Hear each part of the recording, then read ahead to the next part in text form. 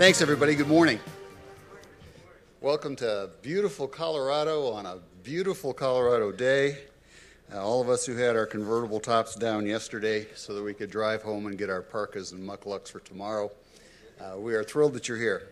And I am really thrilled to have you all here. This has been a strange year, as everybody knows. Lots of uncertainty everywhere. And to have a good-looking crowd like this here with us this morning, our many friends from overseas, our many friends from the Air Force, it's just great. So welcome to Cyber 1.3.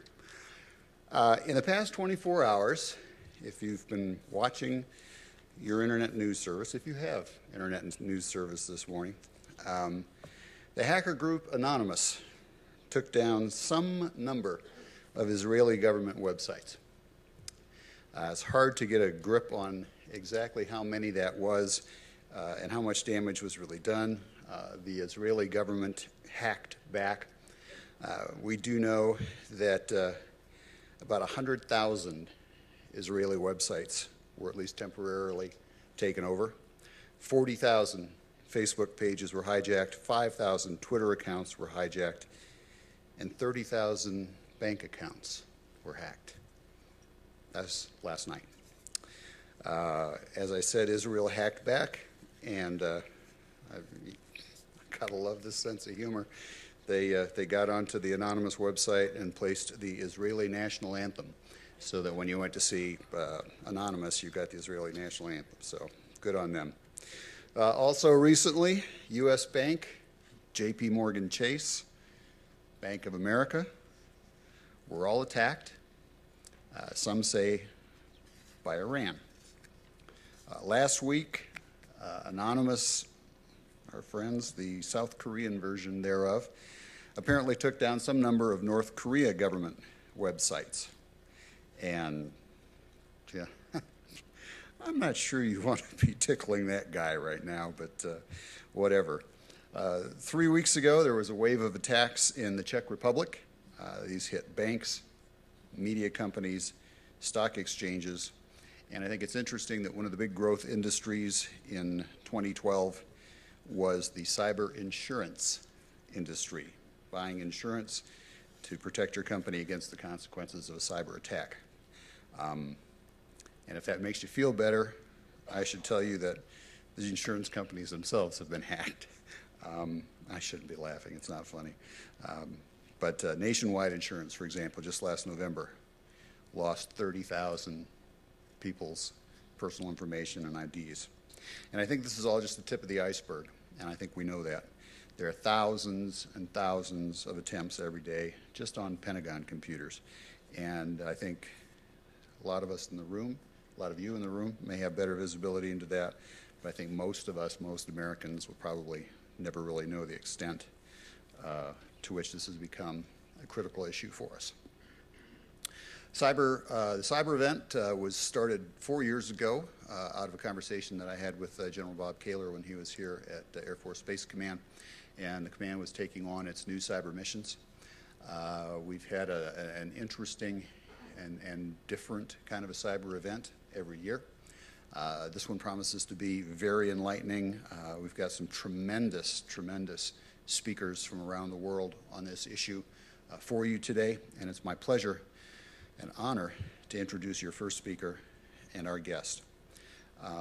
Your first speaker this morning is the chairman of the Subcommittee on Cybersecurity, Infrastructure Protection, Security Technologies, and the House Committee on Homeland Security, Congressman Patrick Meehan. Chairman Meehan is serving his second term in the U.S. House of Representatives. He represents Pennsylvania's 7th District, and I see my dear friend Bob Walker here, so another great Pennsylvania connection. Bob, welcome. Chairman Meehan serves on the Oversight and Government Reform, Homeland Security, Transportation and Infrastructure, and House Ethics Committees. And as a member of the Homeland Security Committee, he was appointed chairman of the Subcommittee on Cybersecurity, Infrastructure Protection, and Security Technologies. He previously served as the United States Attorney for the Eastern District of Pennsylvania. Ladies and gentlemen, please welcome Congressman Patrick Meehan.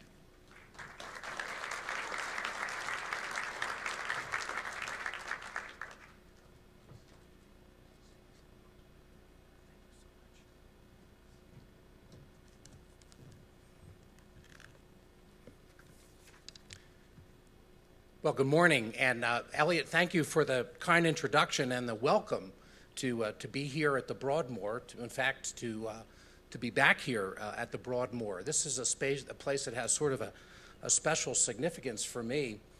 I had, in an earlier life, before law school, had a career in ice hockey, and was an ice hockey referee.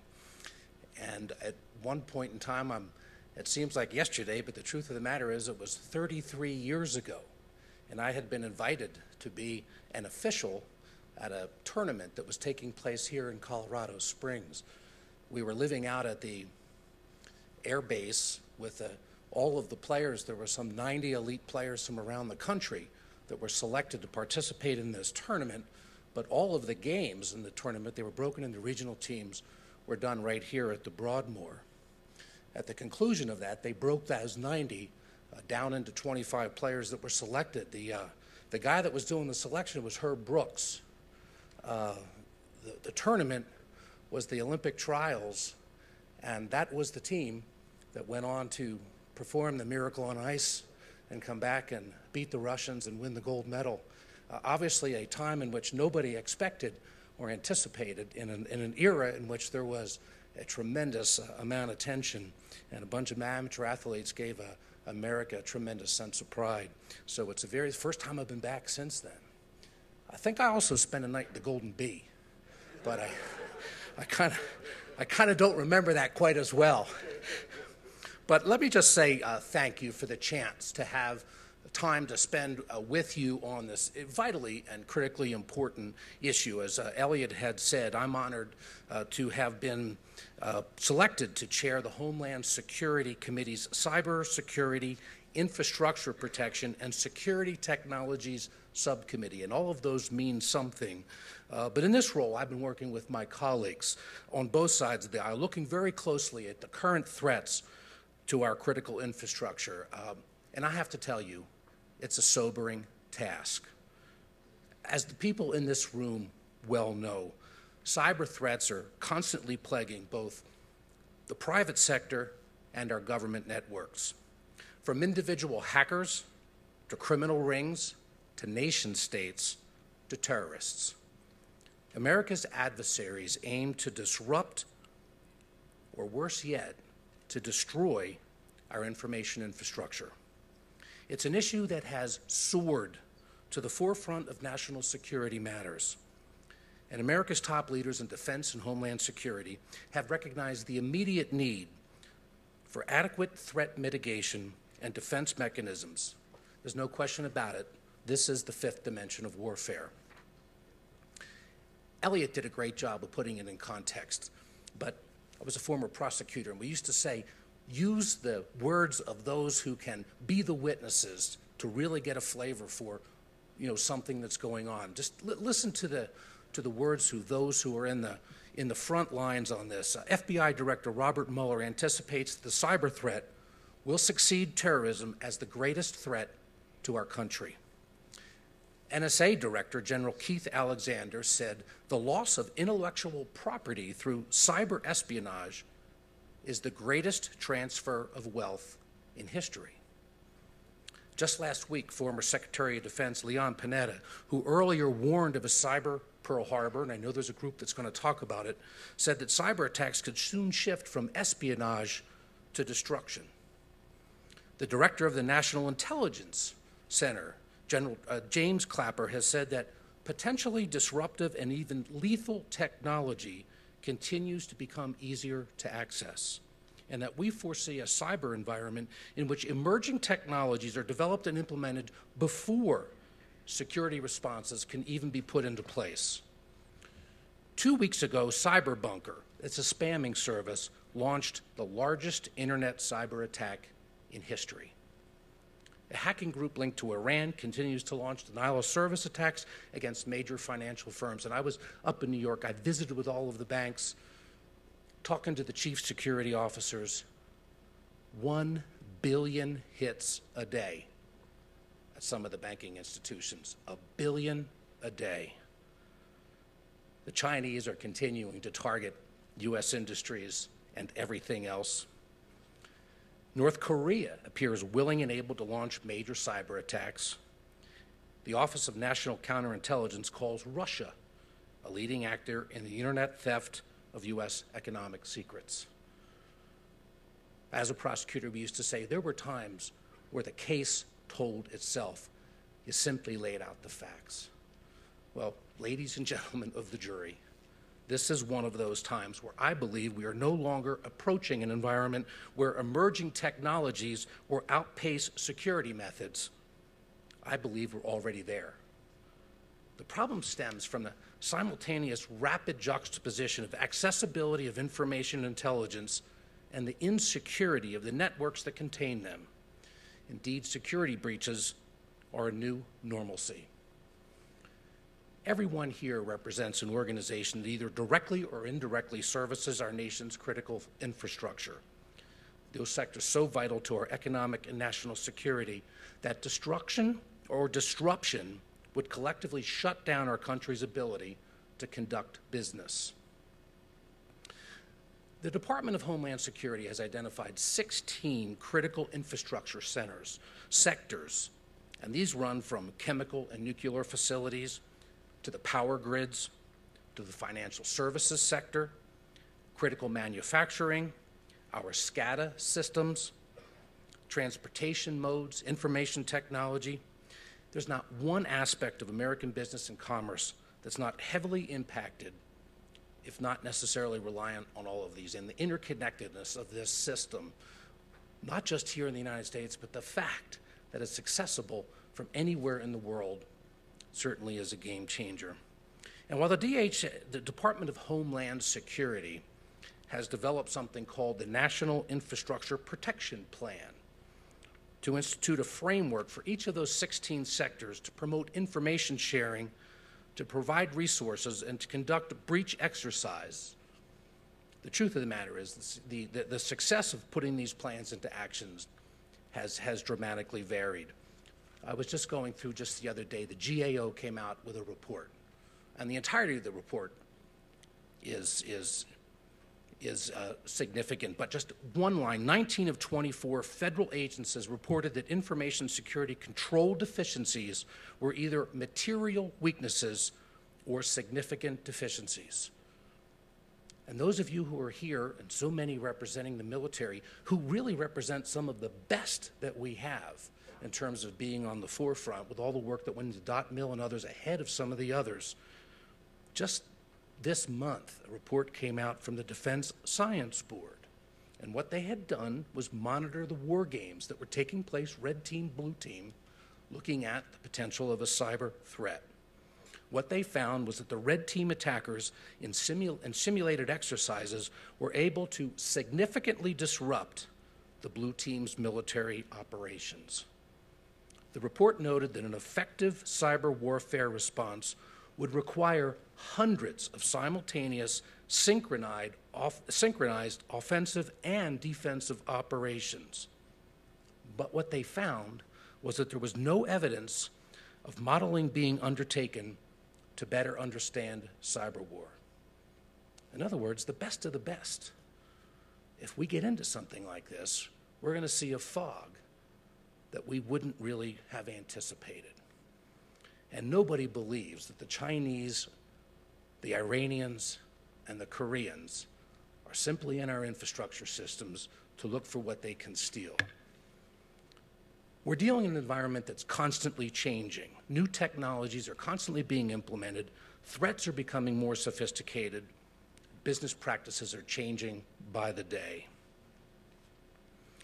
So what has happened is our committee, the one I represent, has made an initial priority. We've been spending a great deal of time just conducting listening sessions with as many key experts and stakeholders as possible about what we've seen in the form of successes and failures. I personally have seen the most successful threat mitigation among sectors that have the most mature relationships and functional information sharing analysis centers. We call those ISACs, in which we get the industries together to collaborate, and that's a critical and important piece about where we need to go. But those that have immature relationships often lack the resources to develop responses to the changing nature of the threat. What I mean is what the banking sector does is one thing. But I use, for example, our water systems. Many of these things are operating on 20 and 30-year-old technology. And they don't have any of the kinds of resources. And yet, the simplicity with which you would be able to reverse the flow and send a whole series of pollutants into a water supply is as simple as pushing a button. Government agencies have either taken a burdensome and ineffective regulatory approach, they failed in exercising sound management structure, or many of them, frankly, have just ignored the potential impact of what we are doing. So what should we do? One of the things we've got to avoid doing, particularly with a tendency for government to come in with a response, is to create a check-the-box regulatory standards that are going to be outdated and ineffective before the ink even dries. Rather, the federal government needs to be acting as a coordinator, disseminating information on threats and facilitating a true public-private partnership that incentivizes private sector participation and improves the culture of our critical infrastructure. That public-private partnership is what I am here today trying to assure that you feel comfortable we know we need to be a part of. We need to reduce our vulnerabilities, minimize the consequences of a potential event, identify and disrupt threats, improve resilience, and hasten response and recovery efforts related to critical infrastructure. That's the objective and the goal. But this just can't be a government issue together. We've got to be in it. We've got to be in it together. It can't be the government alone. The range is so long and the capacity to protect these sectors so crucial. Our nation must focus on the primary ways we can prevent and contain attacks. The innovation for protection is currently being developed in the private sector and in our national defense systems. But to sufficiently protect networks, there has to be a cohesive process to share information about threats and deterrence methods. And in order to do this, there are three key areas where Congress must act. First is the ability to share information, and it must be coordinated by an effective body that has the proper authorities and capacity to facilitate the exchange throughout all sectors in the United States. The National Cybersecurity and Communications Integrations Center, we call it NCIC. It's at the Department of Homeland Security. This currently serves as a centralized location to assess vulnerabilities and intrusions and to mitigate and provide recovery efforts, exactly the things that I talked about before in the objectives. However, the NCIC lacks the proper authority to do much of what it needs to do, and more importantly, it lacks key participants from the private sector in many of the coordinating councils that need to be part of it, that need to be on the floor with them in real time to be able to be participants in the sharing of the information. We need to, second, encourage participation and free sharing of information. Congress has to enable protections for businesses and networks and remove the legal and fiduciary roadblocks that are in the way. It doesn't do anybody any good to be able to identify and possess the tools to prevent an attack if they're prohibited from acting. And currently, our laws are unclear. Furthermore, they're too archaic to provide industry the security to share information without litigation. Put yourselves in the shoes of the CEO or the general counsel who's aware of some kinds of threats and then has to make the decisions about what it is that they do. Because whatever decisions you make, all of a sudden you could be implicating Freedom of Information Act. If you share, does that suddenly give access to all of your information to somebody that can now make an application? What happens with the proprietary information that's part and parcel of that which you are going to share because it's necessary to understand the nature of the threat? We want to be able to make sure that when you share information, it's not used for regulatory purposes. When somebody comes in and says, yeah, well, thanks for sharing that information, but geez, we didn't recognize that this deficiency was taking place, and suddenly you got the Department of Energy coming in and given you a whole new set of problems and responsibilities. We need to make sure that we are exempt from the influences of local law. So you don't start having somebody on a local level in one of the states start to create laws which suggest that somehow you've got information sharing responsibilities that are greater than those that are expected of you from the private sector, and we've got to deal with liability protections. That is probably one of the most critical areas in here. And all of those are going to be part of this framework of things that we're going to be trying to do to the various committees in the Congress. But the key is that we've got to be able to work with you to be able to put those kinds of mechanisms in place so that you can be able to be part of the sharing in that network. When I was in the banks up in New York, I was leaving with one of the chief information officers, and he kind of laughed and he said, you know, what really works here so effectively is we're all part of a group that knows each other intimately, and we respond almost on the moment because through the NSA and others, they're aware of the nature of the threats that are cascading down, and they talk to each other. They said, but you realize that if the 5 of us get together in an elevator, we could have an antitrust implication to that? These are the kinds of things in real time that we've got to be able to work through together. And third, we've got to make sure that the purpose of sharing information is to prevent a cyber attack and nothing else. Any intelligence shared with the government or with private entities must include protections from consumers and individuals' personally identifiable information. No one should mistake the common cause of securing our homeland for authority to violate the civil liberties of Americans. And this is an issue we are going to have to deal with. The privacy bar is very, very concerned about not government sharing information with industry, but industry sharing information with the government. Because people are asking, what's going to happen with it once it comes in? This is part of what Dutch Roopsberg is going to talk to you about at lunch, the ability to facilitate that sharing of the information, but it's critical that we get this right. You know, John McCain talked the other day about saying, he said, we are at a tipping point.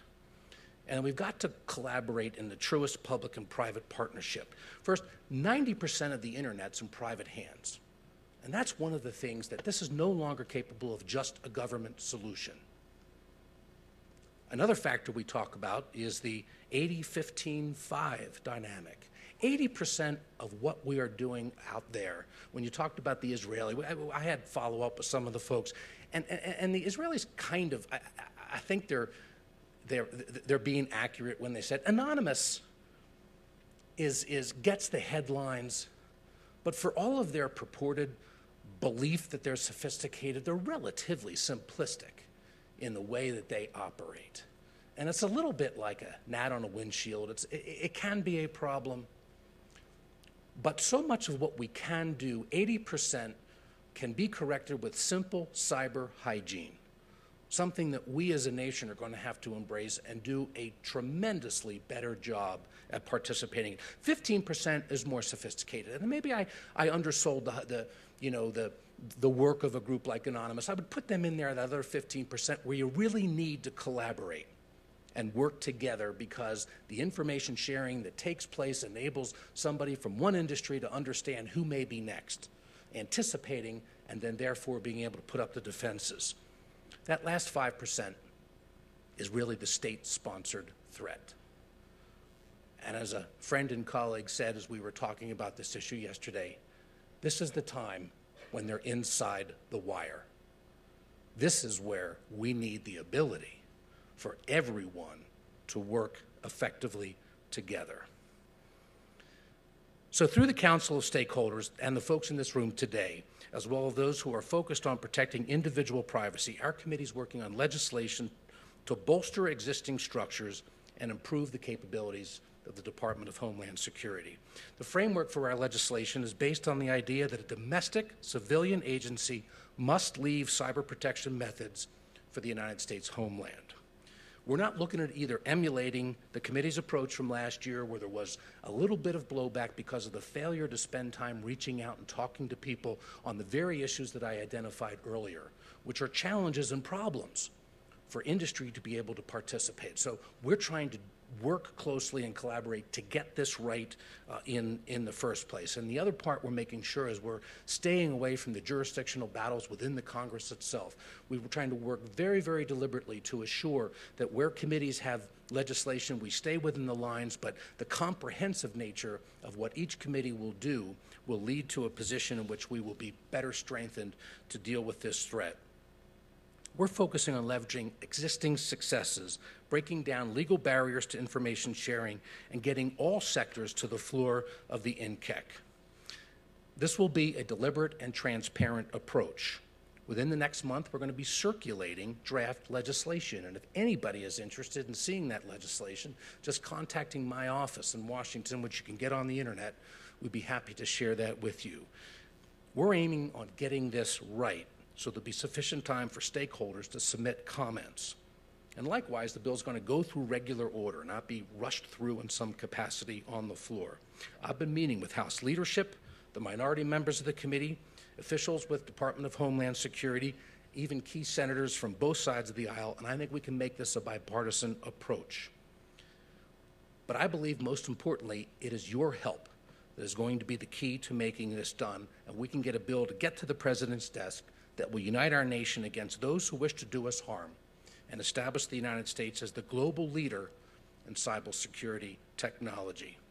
Your input's going to be invaluable in the process, and I welcome any ideas and questions that you may have. Thank you for your commitment to this important issue, and thank you for the ongoing work that you are going to do.